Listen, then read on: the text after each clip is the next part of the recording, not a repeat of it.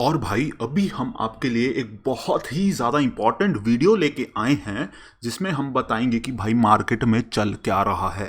Right. बहुत time से हम मार्केट को बहुत ही बढ़िया पॉजिटिव सेंटीमेंट में देख ले रहे थे और धीरे धीरे ये बहुत ही ज़्यादा नेगेटिव सेंटीमेंट में जा रहा है। कुछ बात करेंगे कि ये क्यों हुआ, क्या करना चाहिए आगे। फिर बात करेंगे कि भाई हमारी ग्लोबल मार्केट्स जिसके पीछे हमारा इंडियन मार्केट बहुत बढ़िया से चलता है उनमें क्या सेंटीमेंट चल रहा है। मार्केट मूड इंडेक्स देखें तो भाई एक्सट्रीम फियर में चला गया है। एक्सट्रीम फियर का मतलब है कि लोग ज्यादा बेच रहे हैं, मार्केट इज ओवरसोल्ड। राइट। तो हर चीज की बात करेंगे, सिर्फ फंडामेंटल्स पे बात करेंगे, ओपिनियंस हम रखेंगे ही नहीं, फंडामेंटल्स पे बात करेंगे और सोचेंगे, थोड़ा ध्यान लगाएंगे कि हमें क्या करना चाहिए। आगे बढ़ने से पहले भाई जिन लोगों ने सब्सक्राइब नहीं किया सब्सक्राइब कर लो। लास्ट टाइम हमने 750 सब्सक्राइबर्स का टारगेट रखा था और आप लोगों ने इसको फोड़ दिया। जिन जिन लोगों ने कर लिया बहुत बहुत धन्यवाद। जिन्होंने नहीं किया, इस बार हम 800 सब्सक्राइबर्स का टारगेट रखते हैं, प्लीज कर लेना। वापस आते हैं। राइट। कुछ दिनों से मार्केट गंदा परफॉर्मेंस दे रहा था। राइट। और इसका रीजन सबसे बड़ा जो अभी निकल के आता है वो है कि भाई कोरोना भाई का एक नया भाई आ गया है जो थोड़ा तहलका मचा रहा है। ये सबको पता था। राइट। ये थोड़ा सा सेंटीमेंट बन गया था, लेकिन आज मार्केट बहुत ही गंदा नीचे और गया। इसका रीजन क्या है? इसके पीछे काफी ज्यादा रीजन हैं, मैंने कुछ यहां पे लिख रहे हैं। एक है कि वर्ल्ड मार्केट्स नेगेटिव में चले गए। राइट। जो वर्ल्ड मार्केट जनरली क्या होता है कि वर्ल्ड मार्केट जाता है ½ % नीचे या फिर 0.25% नीचे, ज्यादा से ज्यादा 1% नीचे, और हमारा मार्केट थोड़ा सा अग्रेसिव है उनके मुताबिक, तो हमारा चला जाएगा उसके, जैसे उनका आधा गया तो हमारा 1% चला जाएगा। जब ये होता है तो हमें पता चल जाता है कि भाई बाहर की मार्केट नीचे जा रही है, हमारी मार्केट भी नीचे जाएगी, लेकिन ये रिकवर हो जाएगी। हमेशा से यही होता आ रहा है, ये नॉर्मल है। लेकिन आज थोड़ा सा ज्यादा हमें गिरावट दिखी ग्लोबल मार्केट्स में। तो हमारे निफ्टी जो हैं, हमारे जो इंडेक्स हैं, उन्होंने भी दिखाया कि भाई अगर वो गिर सकते हैं तो हम भी गिर सकते हैं। तो ओवरऑल ग्लोबल मार्केट्स और हमारी मार्केट सीधा नीचे जा रही हैं। फिर दूसरी बात करते हैं FIIs।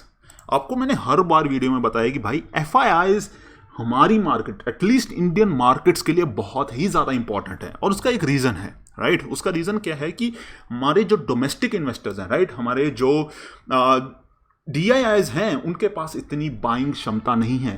तो इसके कारण हमारा मार्केट बहुत ही ज्यादा डिपेंडेंट रहता है FIIs के ऊपर। और FIIs ने 2000 करोड़ से ज्यादा की सेलिंग कर दी है और इसकी वजह से बहुत ही बड़ा नेगेटिव सेंटीमेंट बनता है। एक पॉजिटिव चीज यहां पे जरूर है कि हमारे DIIs ने बाइंग की है, और जैसे मैंने आपको बोला, कुछ भी कर लो, हमारे DIIs FIIs से कंपीट नहीं कर सकते। अगर FIIs ने डंप करना शुरू कर दिया, उन्होंने बेचना शुरू कर दिया, तो बहुत मुश्किल होगा हमारी मार्केट को वो सस्टेन करना। फिर जो तीसरा रीजन, बड़ा रीजन निकल के आता है कि कोरोना का नया भाई आ गया है। इसकी वजह से नेगेटिव सेंटीमेंट बनना ही था, पहले भी बना था, हो चुका है ये सब कुछ, हमें पता था ये होगा, फिर से अभी हो रहा है। जो हमारे FNOs हैं, राइट, ऑप्शंस पे अगर आप जाके देखोगे तो ह्यूज सेल, बहुत ही ज्यादा सेलिंग का सेंटीमेंट बना हुआ है। पहले वो न्यूट्रल चल रहा था, काफी देर तक न्यूट्रल चल रहा था, इसलिए मैंने वीडियो नहीं बनाई, बिकॉज न्यूट्रल सेंटीमेंट में हम क्या ही जान सकते हैं। राइट। लेकिन अब ये सेल सेंटीमेंट हो चुका है। फिर है फेक डिमांड। फेक डिमांड की बात मैं आपको थोड़े से गहराई में करना चाहता हूं, बिकॉज ये बहुत ही बड़ा इशू बन चुका है फिलहाल हमारी मार्केट के लिए।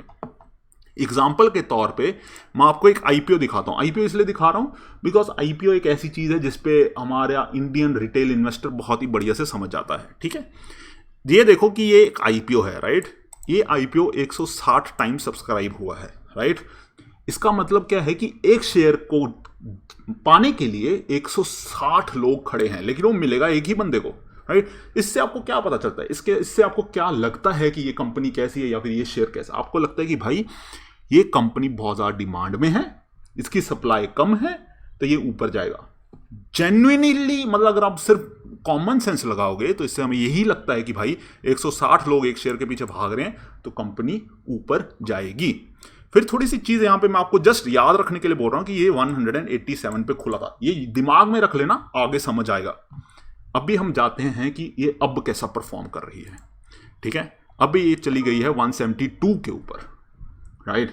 जो इसका लिस्टिंग प्राइस था ये उसके भी नीचे चली गई है। ये क्यों हुआ उसको जानने के लिए आप ये कैंडल पे जाइए। राइट। और वॉल्यूम पे ध्यान जरूर रखना। ठीक है। यहां पे वॉल्यूम देखो कितना उड़ा है, आप देख रहे हो, वॉल्यूम ही पूरा खेल करता है। मतलब 2 करोड़ 12 लाख शेयर्स सेल हुए, राइट। पहले ये दिखाया गया, फेक डिमांड क्रिएट की गई कि भाई ग्रे मार्केट प्रीमियम इसके मतलब बाहर घूम रहे थे भाई, मतलब नॉर्मल इंसान भी मतलब पक्का पकड़ के बैठा था कि भाई मतलब 100 का तो मेरे को ग्रे मार्केट प्रीमियम मिलना ही मिलना है, राइट। और ये उसके बाद इन्होंने ये कर दिया। तो ये फेक डिमांड क्रिएट की जा रही है कुछ कुछ स्टॉक्स के लिए। मैंने वीडियो बनाई थी मैजेस्को के साथ ये हुआ, इसके साथ ये हुआ, 2-3 स्टॉक्स और हैं जिनमें मैं वीडियो नहीं बनाऊंगा बिकॉज मैंने देखा है कि मैं वीडियो बनाता हूं मत खरीदो, आप फिर भी खरीद लेते हो, तो बात नहीं करेंगे। लेकिन आपको ये चीज़ जरूर ध्यान में रखनी पड़ेगी कि भाई कुछ लोग हैं, कुछ ऑपरेटर्स हैं जो फेक डिमांड क्रिएट कर रहे हैं, राइट। ये बात होगी, नैस्डैक की बात होगी, हमारे निफ्टी भाई की बात होगी। फिर बात करते हैं मार्केट मूड इंडेक्स की। मार्केट मूड इंडेक्स को मैं ज़्यादा फॉलो नहीं करता, लेकिन ये कुछ हद तक हमें सही मतलब प्रिडिक्शंस दे देता है कुछ हद तक कि भाई मार्केट कैसे चल रहा है। और अभी ये एक्सट्रीम फेयर पर चल रहा है। अभी market mood index is one of मतलब अपने लोएस्ट पे है लास्ट 6 मंथ्स के, one of the lowest positions पे अभी मार्केट मूड इंडेक्स चल रहा है। इसका मतलब है कि लोग धड़ाधड़ बेच रहे हैं, एफआईआईज बेच रहे हैं, नॉर्मल रिटेल इन्वेस्टर बेच रहा है, सब कुछ नीचे गिर रहा है। लाइक एसबीआई तक नीचे गिर चुके हैं, वैसे तो एसबीआई अब काफी ऊपर जा भी चुका था, राइट। तो बात करते हैं कि हमें इसमें से कुछ पॉजिटिव निकल के आ रहा है कि नहीं आ रहा। तो कुछ पॉजिटिव्स हैं, सब कुछ बुरा नहीं है। पहला है कि this is not a crash, right. फिलहाल एटलीस्ट टिल येट ये अभी क्रैश नहीं है। क्रैश होता है आपको दिखे, जब किसी दिन क्रैश हुआ ना आपको पता चल जाएगा कि भाई मार्केट क्रैश हुआ है। फिर है कि ये अगर जब भी मार्केट गिरता है, राइट, मार्केट ऊपर जाए या नीचे जाए, किसी के लिए बुरा होगा तो किसी के लिए अच्छा भी होगा, राइट। और अभी अगर आपको कोई ऐसी कंपनी दिख रही है, मैं एग्जांपल नहीं दे रहा लेकिन इमेजिन कर लो टाटा मोटर्स। भाई टाटा मोटर्स क्या बोलते हैं, मिड टू है लोअर टू मिड व्हीकल्स में बहुत ही बढ़िया इलेक्ट्रिक व्हीकल्स का सेगमेंट लाने वाला है, जो गवर्नमेंट भी मतलब पुश करेगी। बिकॉज गवर्नमेंट चाहती है कि जितनी भी ई कॉमर्स वाली ये कंपनीज हैं ये सारी इलेक्ट्रिक हो जाएं इन नेक्स्ट फ्यू ईयर्स। तो हमें दिख रहा है कि भाई टाटा मोटर्स बहुत बढ़िया जाने वाला है। और टाटा मोटर्स आज बहुत भयंकर गिरा भी है, राइट। तो कुछ ऐसी कंपनीज जो आप अपने मन से सोच लेना, अपने मन से मतलब फाइनेंशियल्स देखना, अपना दिमाग लगा के देखना कि भाई ठीक है ये नेक्स्ट 5 साल में ये कंपनी मेरे को बढ़िया रिटर्न मिल देगी और अभी ये नीचे चल रही है। So this is a good opportunity for you to find these stocks, right. फिर बात करते हैं डीआईआईज की। डीआईआईज ने हमें थोड़ा सा कुशन किया है, थोड़ा सा बचाया है मार्केट को भयंकर नीचे जाने से, क्योंकि वो अभी बाय कर रहे हैं अच्छा खासा। उनकी तरफ से जितनी उनकी क्षमता है उससे हमें बाय देखने को मिल रहा है। और फिर बात है कि we are on support now, right. DIIs का सपोर्ट मान लो, किसी भी चीज़ का सपोर्ट मान लो, अभी मार्केट सपोर्ट पे चल रहा है, राइट। और आने वाले टाइम में लाइक आप समझ लो कि ये हफ्ते के एंड तक ही, राइट, मतलब कल तक ही, कल तो वो होगा ना फियर फैक्टर फ्राइडे, मतलब एफ, जिसमें होता है कि भाई जिन लोगों को ये होता है कि 2 दिन के बाद क्या होगा कि मेरे को सेल करना है, उसको छोड़ के, लेकिन अब नेक्स्ट हफ्ते के एंड तक आपको पता चल जाएगा कि मार्केट कैसा रिएक्ट करने वाला है। तो आपको बहुत इंपॉर्टेंट बनता है कि आप उसके बारे में सोचें। अभी बात करते हैं कि जो लोग मार्केट में घुसना चाहते हैं या फिर हैं उनको क्या करना चाहिए, राइट। पहली बात आती है कि भाई लार्ज पोजीशन तो लेनी ही नहीं है, खत्म कर दो। लार्ज पोजीशन वाला तो दिमाग था ना, मतलब वो था सितंबर अक्टूबर में, जब किसी भी चीज़ को हाथ लगाओ अगले दिन ऊपर, सब कुछ हरा हरा चल रहा था, तो वो टाइम निकल चुका है, राइट। अभी हमें क्या करना है कि भयंकर स्ट्रॉन्ग फंडामेंटल्स वाली कंपनी ढूंढो। और ये मत करो कि भाई अगर मेरे पास 10 रुपए हैं तो मैं 10 के 10 रुपए लगा दूंगा उसमें, ठीक है। अगर आपके पास 10 रुपए हैं तो पहले 1 रुपया लगाओ। जब वो अगर वो नीचे जाता है तो उसको एवरेज आउट करने की कोशिश करो, राइट। जब वो नीचे जाता है तो उनको एवरेज आउट करने की कोशिश करो, भयंकर से एकदम से पैसे तो नहीं लगाने। वो टाइम निकल गया। एक टाइम था जब आपको एकदम से पैसे लगाने थे, बिकॉज मार्केट नीचे जाने का नाम ही नहीं ले रहा था। 50,000 हमारा सेंसेक्स चल रहा है, वो टाइम निकल चुका है। फिर बात है, मैंने ये पहले भी वीडियो में बनाया था कि भाई, ये वाली वीडियो में मैंने बोला था कि मार्केट एनालिसिस, मैंने इसमें बोला था कि मार्केट क्रैश होगा, कभी ना कभी तो होगा, मतलब क्रैश नहीं है, अभी भी ये क्रैश नहीं है, लेकिन मार्केट नीचे जाएगा। मतलब हमेशा के लिए तो ऊपर नहीं जाएगा ना। ये मतलब मैं ये नहीं बोल रहा कि कल हो जाएगा, परसों हो जाएगा, 1 साल में हो जाएगा, 2 साल में, लेकिन कभी तो होगा ना। तो आपको कैपिटल प्रेजर्वेशन करना है। अब कैपिटल प्रेजर्वेशन को लोग बहुत गलत तरीके में लेते हैं। कैपिटल प्रेजर्वेशन का मतलब क्या है? कैपिटल प्रेजर्वेशन का मतलब है कि आपको अपना जो पैसा है उसकी वैल्यू समझनी है, राइट। जैसे कि सितंबर अक्टूबर में क्या था कि भाई मेरे अकाउंट में 100 रुपये हैं, मैं क्या करता हूँ मंडे को, ट्यूसडे को, या फिर मंडे ट्यूसडे वेंसडे को ये सारे का सारा पैसा रिलायंस में डाल देता हूँ और फ्राइडे को निकाल लूँगा, क्योंकि मार्केट इतना ज़्यादा ऊपर जा रहा था। ठीक है, मेरे वो 100 रुपये 110 भी हो जाते हैं, 10% भी रिटर्न आ जाता है, लेकिन रिटर्न तो है ना, राइट। वो टाइम निकल चुका है, राइट।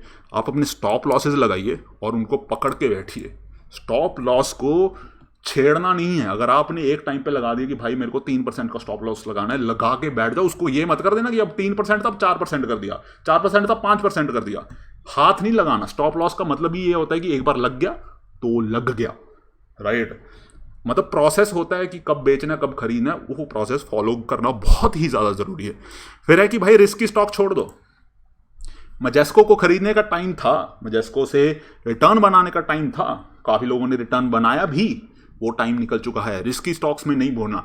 अगर कोई स्टॉक एएसएम लिस्ट वगैरह में है, मतलब रिस्की लिस्ट में है, बीएससी की, एनएससी की, सेबी की, आपको उसके आसपास भी नहीं जाना, ठीक है। पेनी स्टॉक्स को हाथ ही नहीं लगाना। अभी क्या है कि हम मिडिल क्लास लोग हैं, आपको समझना चाहिए हम मिडिल क्लास लोग हैं, हमारी सैलरीड आती है, हमारा ये मतलब कोई ये तो है नहीं कि कारखाने लगे हुए हैं कि अगर आज पैसे डूब गए तो कल को 1 लाख का बैग और आ जाएगा। अगर आप वैसे लोग हैं तो प्लीज़ डू दिस, अब मजेस्को वगैरह में जाके पैसे लगाइए। लेकिन अगर आप नहीं हैं, आप मिडिल क्लास बंदे हैं, तो आप ये मत नहीं कीजिए। फिर make sure you can ride the down tide. ये मेरे प्रोफेसर ने मेरे को बताया था कि एक मिडिल क्लास इंसान, एक सैलरीड इंसान, राइट, उसको एक चीज़ तो हमेशा ही ध्यान रखनी चाहिए कि उसके पास अपने खर्चे के पैसे हैं, राइट। ये मत कर देना कि भाई आपको अगले हफ्ते का राशन खरीदने के पैसे नहीं है और आपके पैसे फंसे हुए हैं किसी कंपनी में, राइट। मान लो कि ईज माई ट्रिप में आपके पैसे फंसे हुए हैं, ये मत करना, ये मत करना, ठीक है। इससे साइकोलॉजिकली आप खराब हो जाओगे, राइट। दिमाग खराब होता है ना। मार्केट अपनी जगह, पैसा बनाना अपनी जगह है, लेकिन अपना दिमाग तो ठंडा रखना ना। तो अपन ये मत समझ के चलना कि भाई आगे आने वाला टाइम अगर मार्केट नीचे जाता है, अगर जाता है, ऊपर जाता है, नीचे जाता है, किसी को नहीं पता, लेकिन आपके पास अपनी ज़िंदगी निकालने के लिए पैसे होने चाहिए, राइट। हो सकता है आगे और मुश्किल घड़ी आए तो थोड़े से मतलब एक बफर भी रखना, ठीक है, कि भाई इतने पैसे मेरे पास हैं, मैं आराम से निकाल सकता हूँ, मेरे को किसी से मांगने नहीं पड़ेंगे, या फिर मेरे को सेल नहीं करना पड़ेगा जब मार्केट लो है। तो ये ध्यान रखना बहुत ज़रूरी है। मेरे प्रोफेसर ने बताया था, मैं इसको हमेशा फॉलो करता हूँ। चाहे मतलब मेरे को ये दिखे कि भाई ये चीज़ अगले दिन ही 10% ऊपर जाके अपर सर्किट लगने वाला है, लेकिन मैं उसमें पैसे नहीं डालूंगा। मेरे को कोई लिख के भी दे दे, मैं उसमें पैसे नहीं डालूंगा। वो लालची हो जाता है अगर नहीं गया तो, ठीक है। तो ये कुछ चीज़ें थी जो मैंने आपको बतानी थी।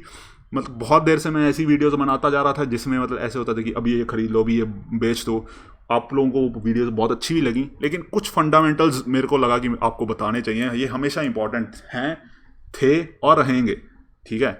कुछ चीज़ें हमेशा ध्यान में रखनी होती हैं, होती थी और ध्यान में रखनी पड़ेंगी आगे भी, ठीक है। तो ये आपको बताना था।